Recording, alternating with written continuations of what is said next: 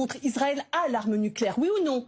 Israël ne reconnaît pas le traité de non-prolifération des armes nucléaires, oui ou non? Israël se met en dehors des traités internationaux sur le nucléaire, oui ou non?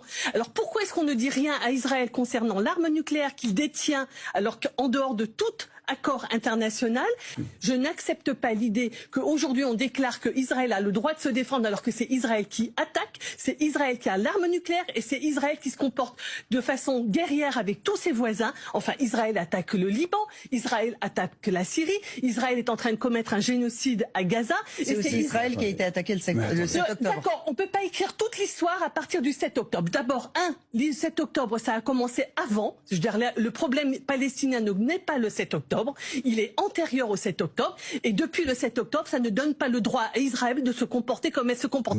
Avec tous ses voisins et avec les Palestiniens. Ils sont en train de commettre un génocide, on ne va pas l'accepter. On ne peut pas l'accepter. Nous ne sommes pas en train de devenir des rhinocéros. Moi, je ne veux pas devenir un rhinocéros. Je ne vais pas accepter de devenir quelqu'un qui soutient un régime génocidaire et qui est en train d'accepter que Israël fasse régner son ordre guerrier partout. Il ne s'agit pas d'ordre, on est dans un conflit. Aujourd'hui, c'est justifié d'aller bombarder le sud de Beyrouth. Aujourd'hui, je vous parle en termes de stratégie. Pardon, on va baisser d'un ton. Je suis désolée, on va baisser d'un ton. On va revenir.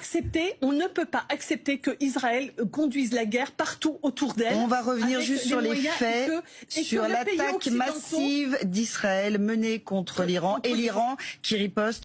Par contre, Israël a l'arme nucléaire, oui ou non? Israël ne reconnaît pas le traité de non-prolifération des armes nucléaires, oui ou non? Israël se met en dehors des traités internationaux sur le nucléaire, oui ou non?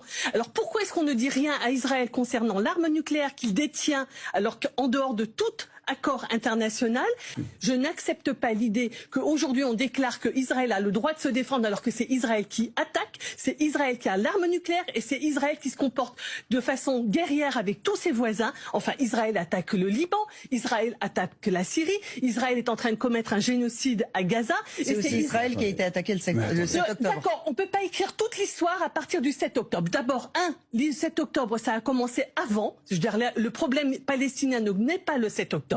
Il est antérieur au 7 octobre et depuis le 7 octobre, ça ne donne pas le droit à Israël de se comporter comme elle se comporte avec tous ses voisins et avec les Palestiniens. Ils sont en train de commettre un génocide, on ne va pas l'accepter. On ne peut pas l'accepter.